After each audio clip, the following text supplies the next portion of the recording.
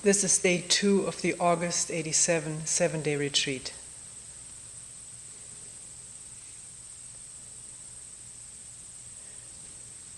Two things that were not mentioned yesterday at the beginning of the talk about talks.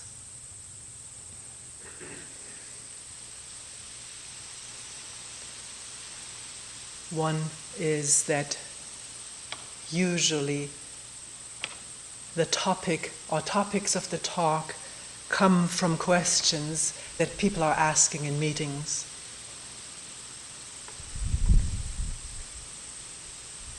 So you may find that a question that you've asked appearing in a talk. Please don't take this as an indiscretion. It's always reproduced in such a way that the one who is asking is not revealed. Also, the questions are not remembered verbatim. Sometimes it wasn't formulated in the way that it is now being formulated in the talk. Sometimes it's a synthesis of several questions of a similar nature.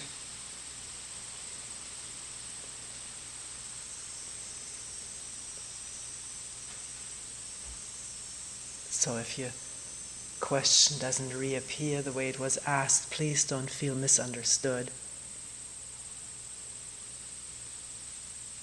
Question may have gotten a new slant.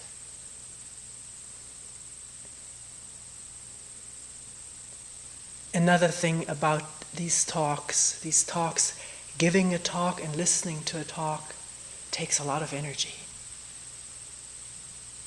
and intensity. We have a rest period before the talk, which, if one feels very tired, can be used for taking a nap.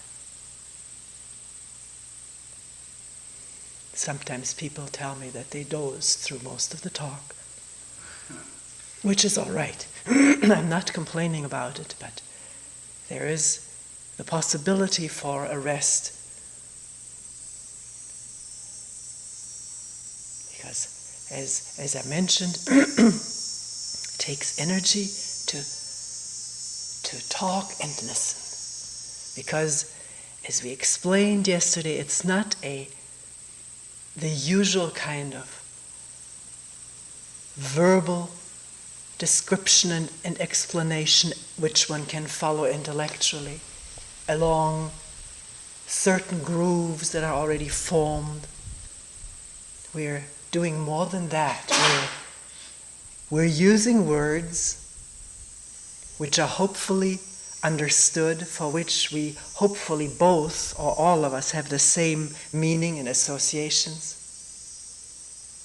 But these words are not just used for their own sake, but they point to something that is being looked at right now. What is being looked at is then, or at the same time, put into words.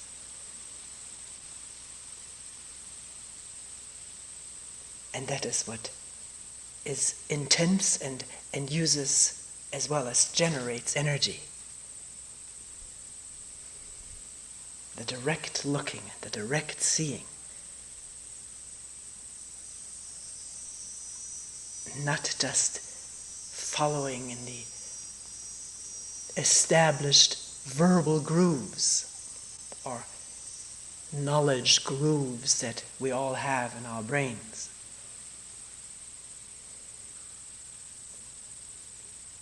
That's why it's very important, if a word is used and you find that something doesn't make sense, could be that you have associated a different meaning with the word, then please bring it up in a meeting so that we can start all over again from the beginning. Not that we will reproduce what was said here, it's impossible, I don't remember it. But we can look at something and find the words and see that we understand the words profoundly.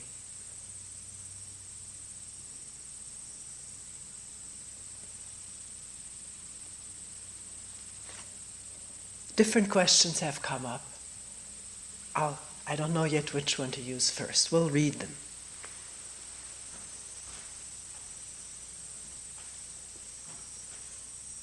One person or several persons have asked, what is the practice here? What practices are being used, or are you assigning practices, and what are they?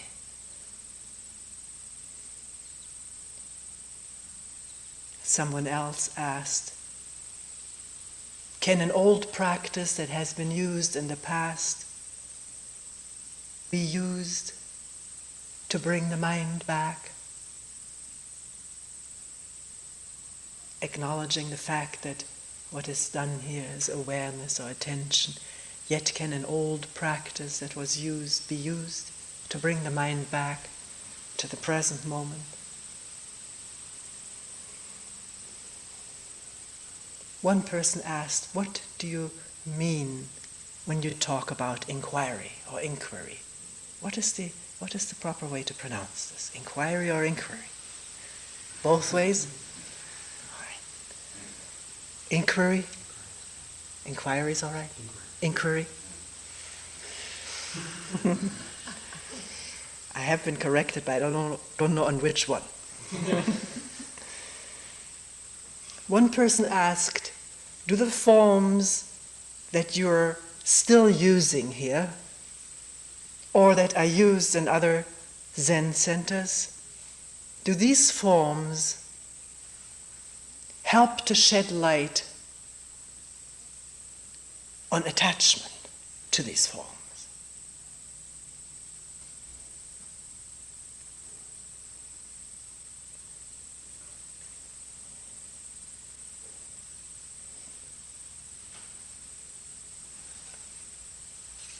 I think we've read enough questions. We'll pick the last one first, because I think we can look into this very quickly. Do the forms which are being used here or elsewhere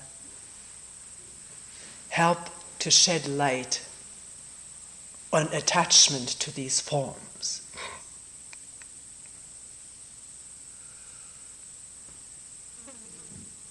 Forms meaning in Zen centers, or I don't know whether it is used, and this word is used in the same way in other training centers. Forms referring to ceremonies, rituals, the cushions that are used, the bells, the relationship that is posited between a student and a teacher, the prostrations, the vows, and so forth. And here in this case we have the mats and the cushions, we have a bell signaling the beginning of a round. We sit together, we have a schedule, even though it is arbitrary, it is optional. But there are forms here, no one can deny this.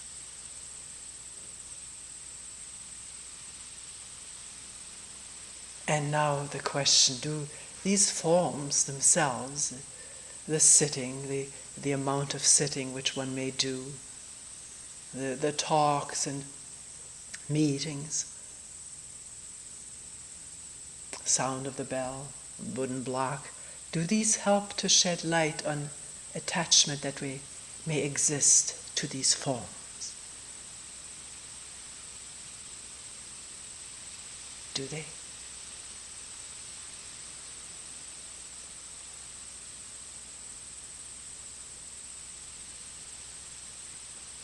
I think light is shed on attachment through insight. Insight into attachment as it happens, as it manifests. That's shedding light, seeing it, feeling how one is afraid of losing something, or wants something again, bringing it up in the mind as a memory, as an image. How nice it felt, how nice it feels. Will it feel like this forever? No, watch attachment as it manifests in imagination, fantasy, talking to oneself, talking to others, proselytizing or defending, being defensive if one is questioned or challenged.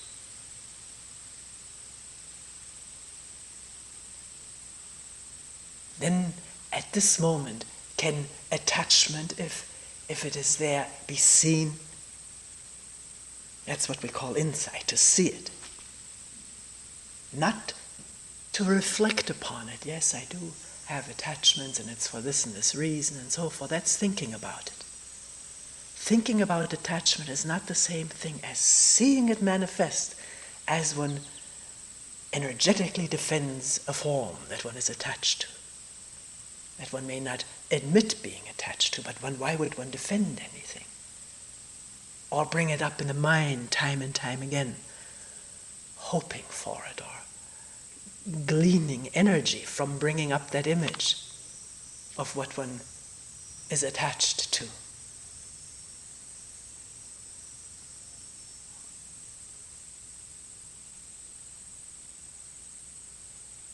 Forms are forms and insight is insight. Is a talk or meetings, are they conducive to bringing about insight? Do they? It's up to each one of us to find that out. Something may be said and something is seen. The insight is not given to anyone. The insight happens on its own. May be triggered by something that is said, or it may be triggered by the sound of the wind in the branches.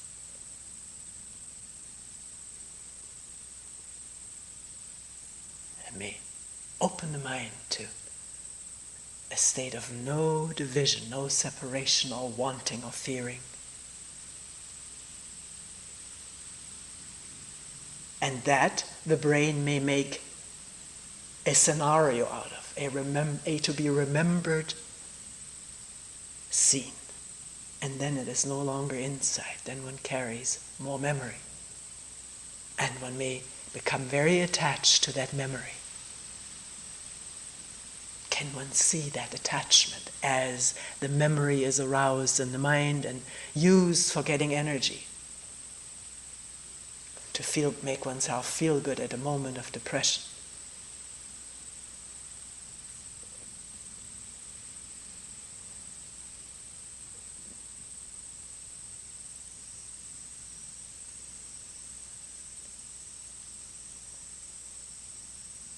How can one prevent attachment to anything, including the forms in which this work takes place?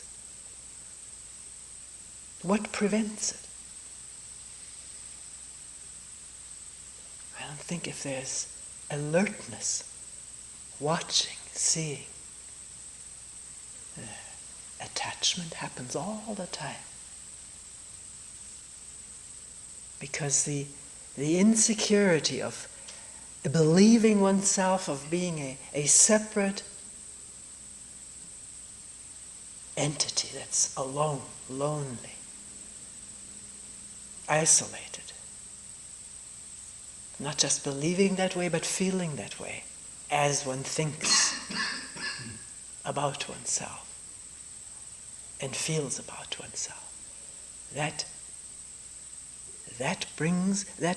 has the seed, the constant seed and germination of attachment in it. Attaching to bigger things, more important, more stable things, people who may help one to feel less lonely, less helpless. Forms that may make one feel strong through the energy that they generate. Talked a little bit about this yesterday. So the seed of attachment, the soil for it is in this feeling of a separate self. It is inseparable from that. It goes along with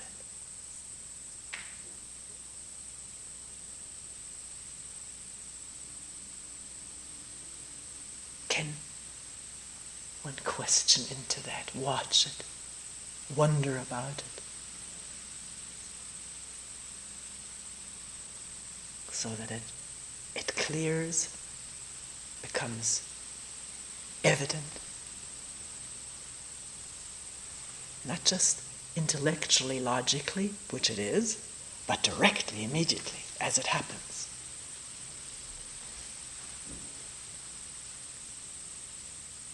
And no form or practice, no matter how ardently it is spoken about or propagandized by its followers or leaders, help in itself to prevent attachment or light, or throw light on it. On the contrary, it promotes it. Forms promote attachment because they promise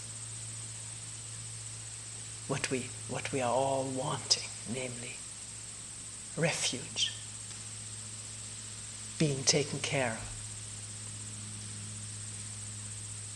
togetherness, and so forth.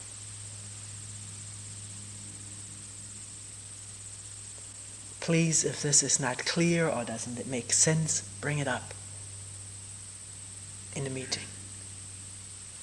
It's turning out that 10 minutes is quite a bit of time. We do go over at times, but 10 minutes is enough to really get into something. And if it takes more time, we'll take it. Maybe be a little bit shorter next time.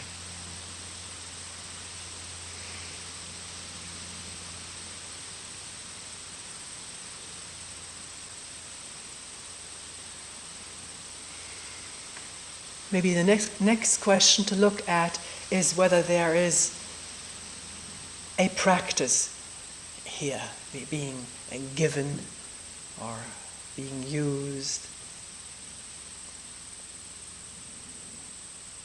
I don't even use the word practice. People use it, I don't. I used to use it. I find it as a very treacherous word. Tricky, let's put it this way. Because the word implies, doesn't it, that by engaging in a practice, as one practices the piano or playing tennis, one will become better. This is what we all want. We want to practice to become better, to attain something, to get somewhere, to become somebody.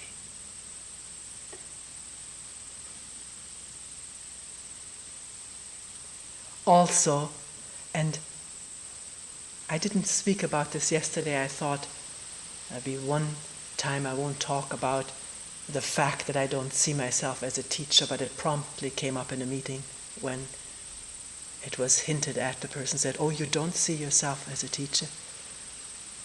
I don't. That's a fact. I'm not just saying this for fun. It is so. Even though our bylaws do state that there is a resident teacher here, we had to describe this person and this organization. And that was 4 years ago or 5, I don't know how long. But image-wise or feeling-wise, there is no such image or feeling here that there's a teacher. And therefore, and also independently of that, no feeling or image or idea that there are students here who are listening to me or working with me.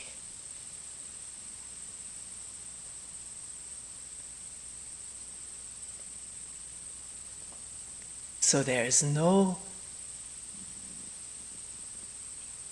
position of authority here to give people practices. And I wouldn't do it under any circumstance, because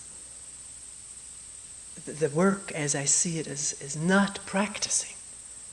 It is shedding light on this human mind and body, alone and in relationship, and on what is happening in the world, and to find out for oneself the relationship between what is happening in oneself and in one's relationships on a small scale, with what is happening in the world. To inquire into that, look at it, investigate it, observe it. In one's moment-to-moment behavior, relationship, feelings, thoughts, movements, gestures, the way one talks with each other, the way one thinks about each other. To become aware of that, to shed light, to see it, to understand it as it's happening. And I don't know of any practice that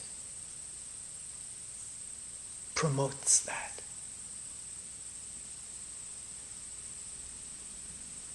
Because practice is something repetitive. And the repetitiveness, the mechanicalness of the brain needs to be watched and looked at, be aware of, rather than use for ends.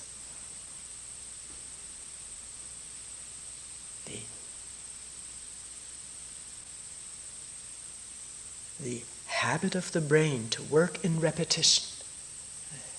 I don't know how to intelligently, physiologically intelligently describe it, but the brain works in repetition, in mechanicalness. This is its way of taking care of matters, the matter of survival.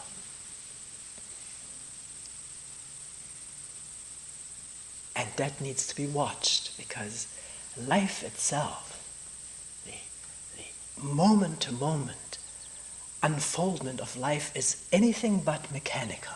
It is not repetitive.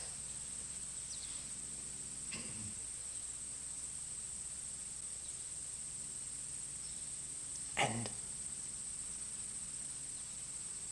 if one is to be in touch with what's happening, one cannot rely on repetitive patterns of the past. One must see them functioning as they're functioning, discover them, and not be dominated by them.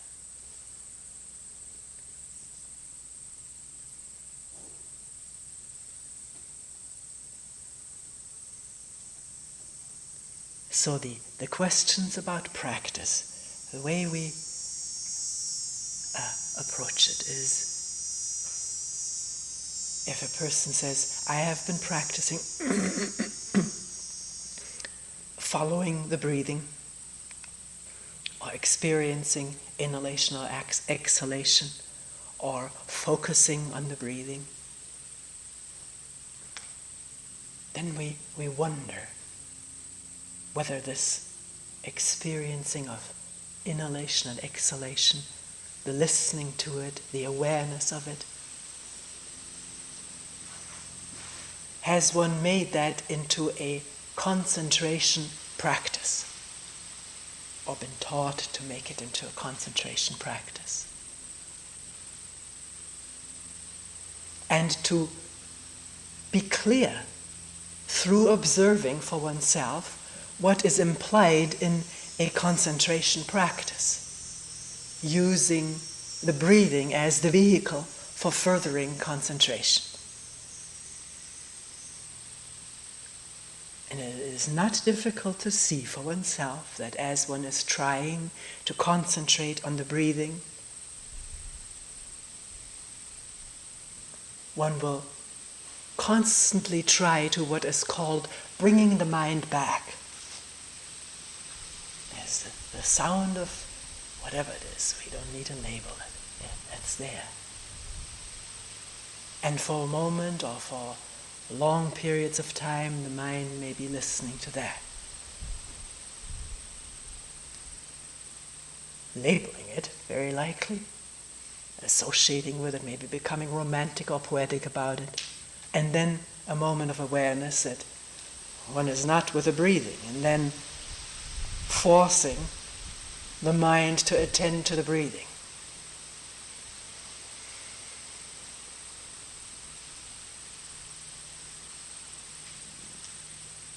Which inevitably involves doing battle with what is termed distraction.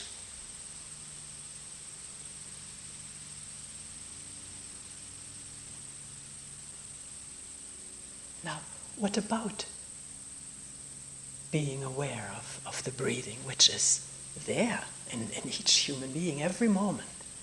And so it's such a beautiful thing to observe. It's always there, albeit never the same.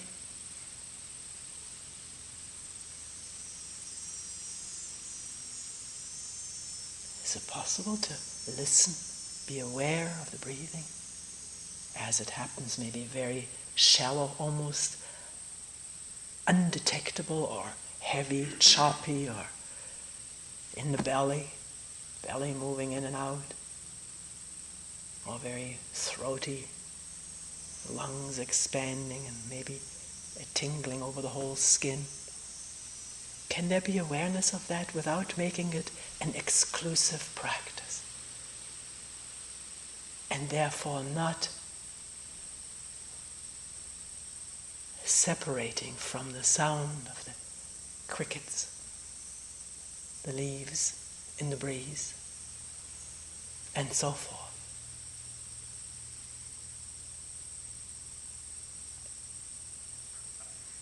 There being infinite space in this awareness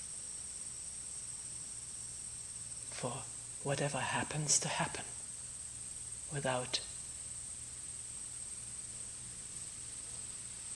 battling against it, repressing it, ignoring it.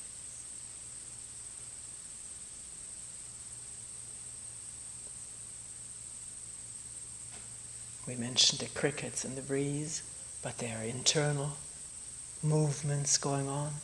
A thought may have triggered resentment or anger, jealousy, or pleasure. Can awareness shed light on it without interfering?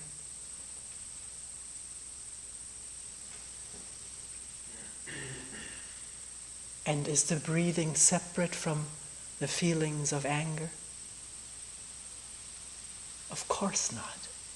But if we say, I must concentrate on the breathing and my angry feelings are a distraction, then we have divided what can live peacefully together. Because in the midst of anger there's breathing. It may be a different breathing from a minute ago where there was no anger. But it is what it is. What is it? If I don't have any idea of what it should be, and allow it to unfold in this spacious awareness that has no definite focal point, that has no ambition to develop concentrative powers. We may talk about that another time. The development of concentrative powers. I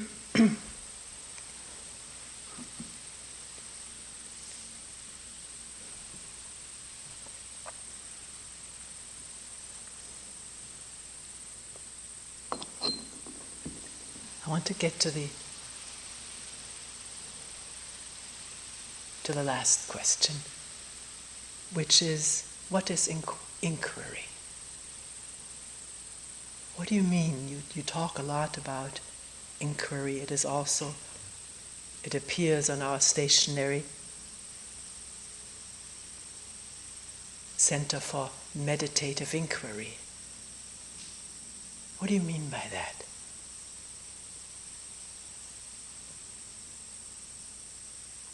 Person said, when I've sat, I've usually just sat.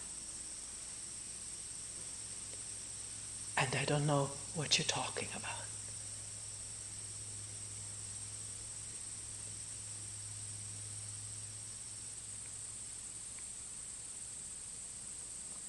So let us just sit right now.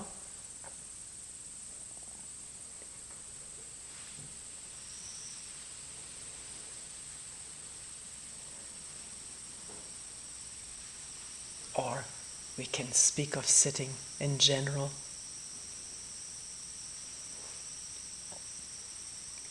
Usually lots of thoughts fantasies, dreams. The way the person put it was the mind drifting. And then, suddenly, an instant of being aware.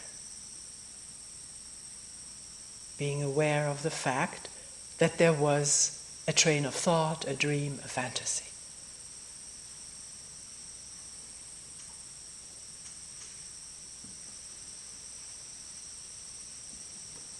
Are we all together on this? Normally, the mind involved in fantasies, trains of thought, imagining what will happen in the future, planning something or fantasizing about a wonderful date in the past. And then a moment of awareness that this, we usually say that this is taking place, but if there is a moment of awareness, it means that it has taken place, because if it was still taking place, there would be no awareness. The dream would be continuing, or there would be a shift. Our fantasies shift when we're not necessarily aware of these shifts. Just because a new thought comes up with its associations and so forth doesn't mean one is aware of that. But for some reason, which I cannot explain, cannot give a cause for, an immediate cause, awareness happens. And since the thoughts are still in the memory, one realizes what it is one has been thinking about at this moment of awareness. Now, we already asked, and can ask again, how did this moment of awareness come into being? And if we don't just give a pat answer because we have read about it or heard a theory about it, but we pause to look, we're beginning to inquire. We're wondering, how does an instant of awareness take place?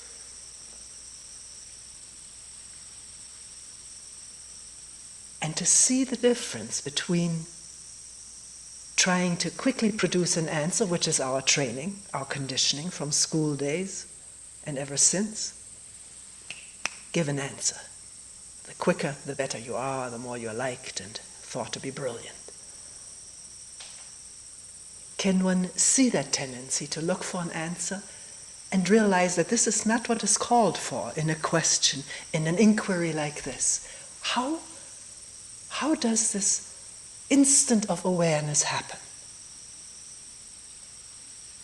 Of course, one could argue with a friend back and forth and have an hour of entertainment, but that's not inquiring. That's arguing from knowledge, from theory,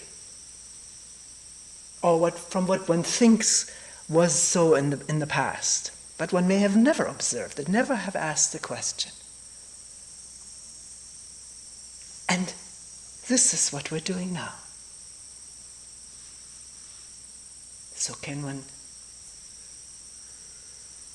halt the stream of, or the trying to enter into the stream of thoughts about it? Trying to find an answer in the files? And wonder, look, not know. How does an instant of awareness happen? I don't know. I have no answer for this. It happens. Why? I don't know. Because I have practiced awareness? I don't know what that means to practice awareness. Either there's awareness or there's inattention.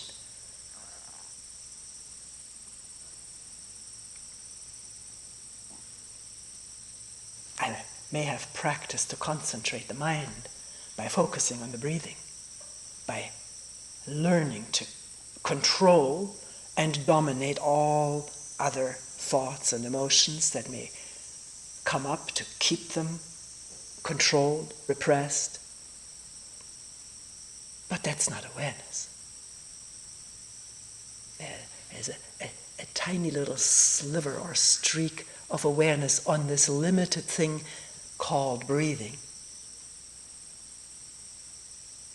But it is closed.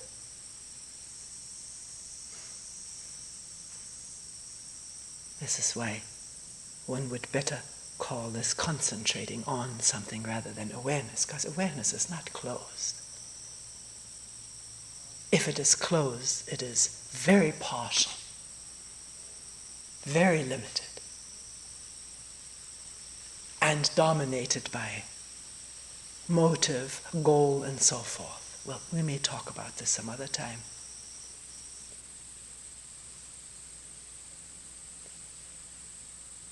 So how does this awareness happen in the midst of a fantasy? The only thing that I can say from watching and observing, living with this question for a long time, is that the more interested one is, the more seriously interested, maybe passionately interested in finding out about how this mind works from moment to moment, about how one behaves and acts in relationship, the more this awareness seems to happen. Because if one needs to find out something, one will look. One has to look. One has no choice. One needs to find out. And it's clear that to find something out directly, immediately, not second-hand from hearsay or reading, one has to watch. One cannot dive into the theories again. And to watch and look, the mind needs to be quiet. This happens on its own when it's understood. I don't mean intellectually understood, but experientially, actually seen to need to be quiet, to see something or hear something. That's why when one enters a concert hall, a good concert hall, one wants to hear this exquisite string quartet play. People are quiet. One wants to hear every sound of it, the beauty of it. One doesn't go on chattering.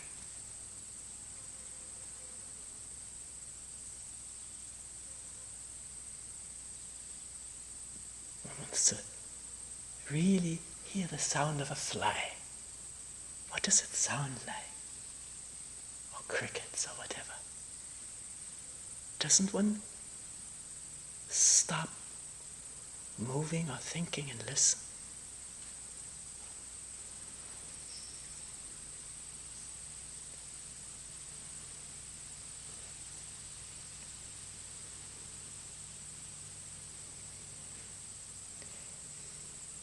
So, one finds attention happens in the midst of a train of fantasy. And then what happens? I want to know more than that. I want to see what happens after that, or at that moment. Because I want to understand this whole complex functioning of this mind. What happens the moment there is awareness that one has been, as this person say, drifting? Actually, in the meeting, we questioned that very word. Because we do label very quickly, almost instantly, what we have been doing or what we're doing. And in that label, if one inquires into it, watches it, doesn't take it for granted, in that label usually is contained judgment.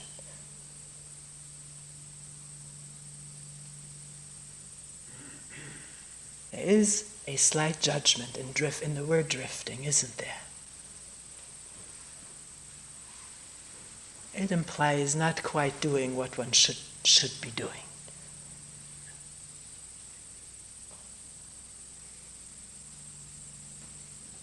And with the judgment come usually further reactions, either regrets about wasting one's time or evaluating how well or poorly one is doing, which means after this brief instant of awareness, a new train of thought is taking over. This time, judgments, evaluations, reactions, which all involve emotional accompaniment throughout the body, sensations and so forth. And then maybe an instant of awareness again. Then what happens?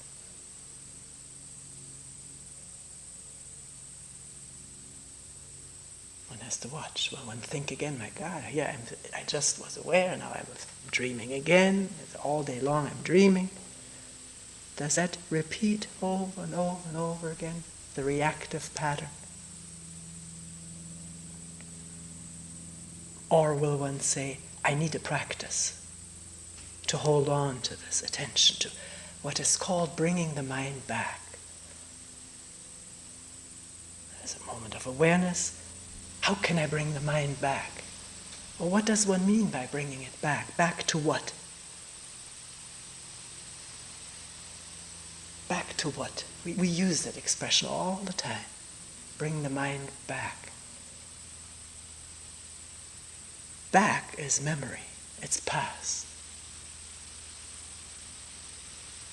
It's gone. Finished. Over. Irretrievable, except more memory.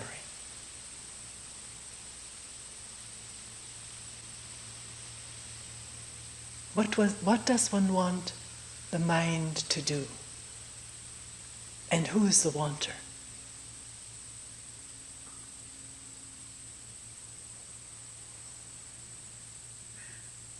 The wanter is me with my aspirations and hopes and problems. Wanting something to keep that mind, what? What does one want?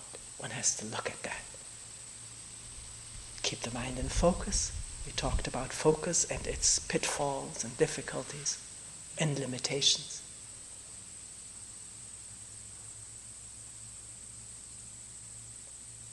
Does one want to keep the mind, as it is often put, in the here and now, in the present? So that there is an active awareness of what is going on from moment to moment? Is that what one wants?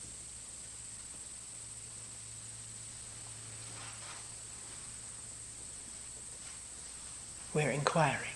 This is inquiry or inquiry.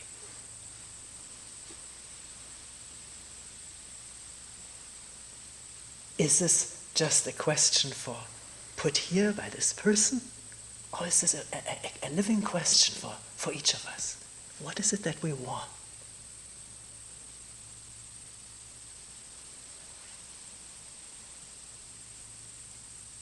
And who is the wanter? It becomes complex. I want to keep it simple.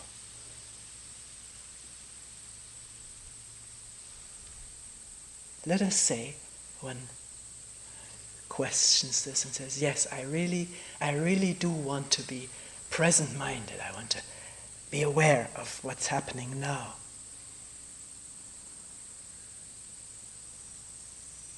Then how will one meet and face everything that comes up inside and out?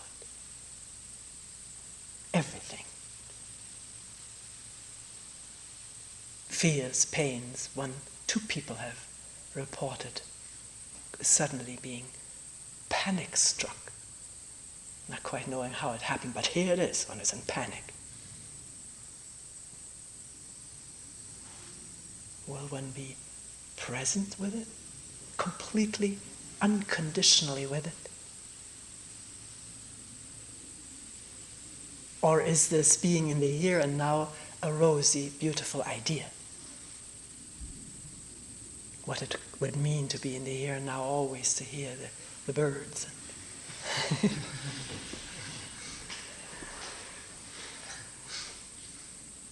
Sound of the water over the rocks. That's how we work, how we are. We want to hear be with the pleasant things and hope that that will take care of the unpleasant things. I don't think we have thought it through. We may have, I don't know. It's for each one of us to do. But being here, being aware, means, doesn't it, unconditionally with whatever there is.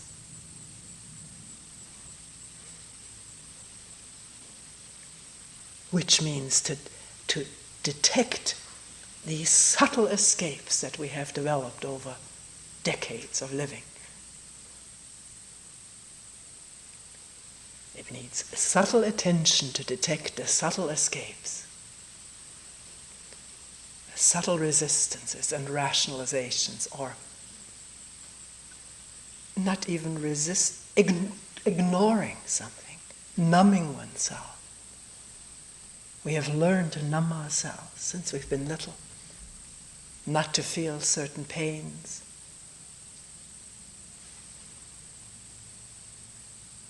And maybe in sitting, the numbing lets up a little bit. And these pains come up. Will one really meet them, feel them? Not wallow in them, because I've heard it's good for me to have pain. Can one put that principle aside completely? It's not good or bad for one to have pain. Pain is pain. No, it isn't pain. What is it?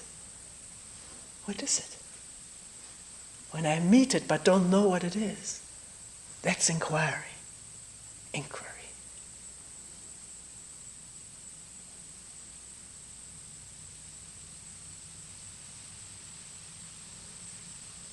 Not inquiry that looks for a verbal, intellectual answer coming from knowledge, but what is it? Here it is. What is it?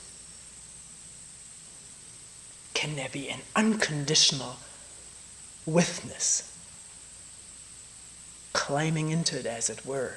These are all descriptive words. If there is this real serious interest in it, the choiceless interest in it, then there will be ways in which it happens. One doesn't have to be given those ways. There's an inherent intelligence to all life.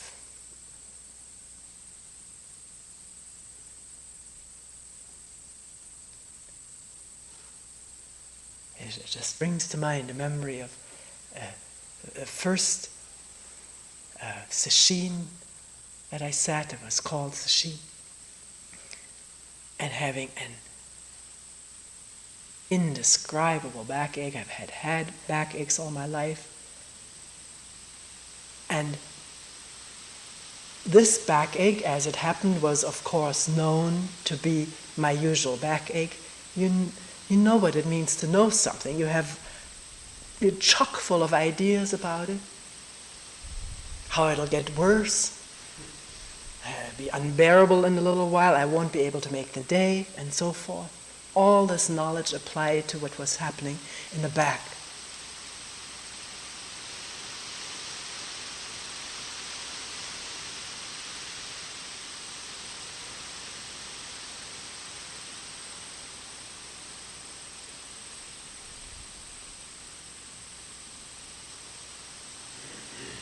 And granted, it was unbearable, because I thought it was unbearable.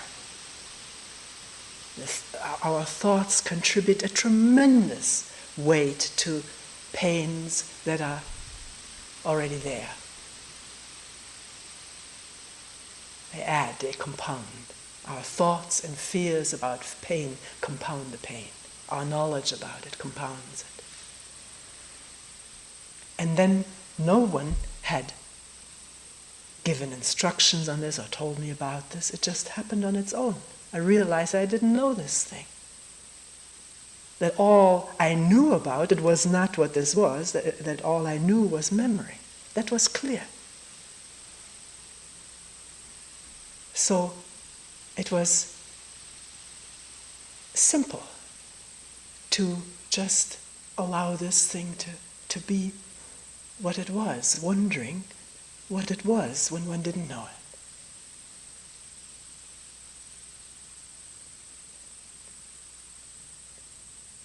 it. The reason the example was given was to show that if there is interest in what is happening, in everything, not just the big events, they rarely happen. The little things, moment to moment, then there is a way of being aware, of seeing it newly, freshly, which is not controlled by our limited intelligence, our limited knowledge. It happens on its own.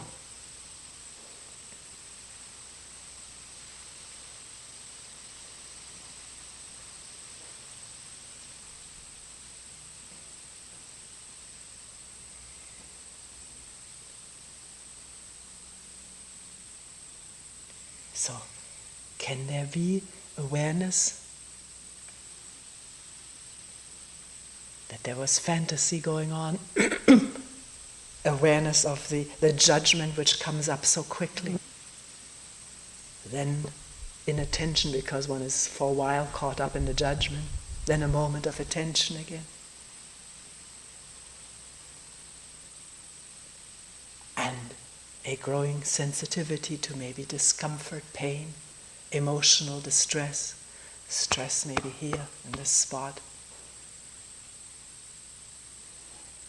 And allowing all of that to exist, unfold, do its thing in an awareness which puts no limitations on anything.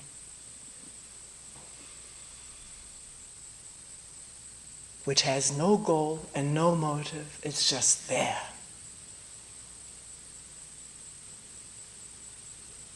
It reveals. And it may be gone the next moment because a thought has captured the brain.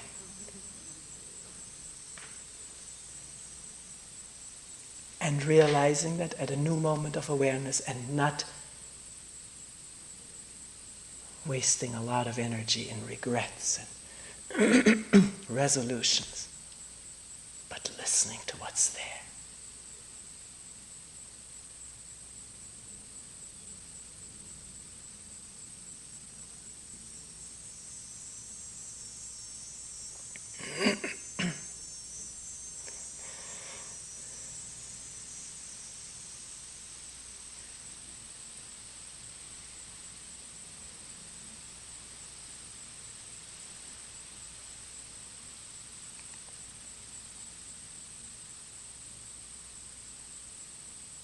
The amazing thing is that in this kind of awareness which does not separate and divide and resist, everything changes. A backache is no longer that same thing.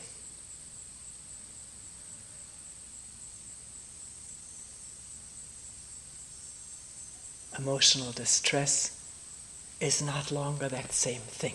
It reveals itself.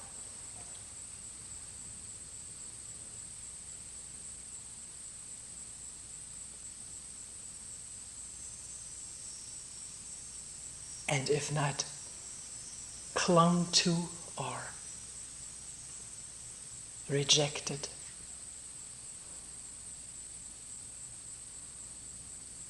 just listen to without motive or expectation. may turn out to be nothing at all.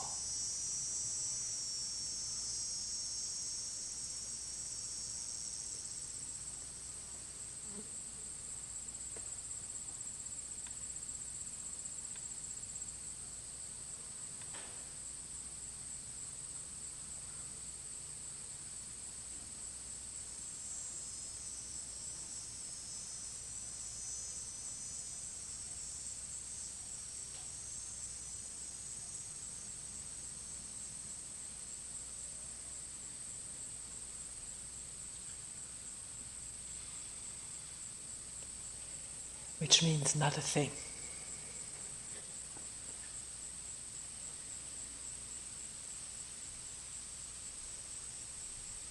Not a thing.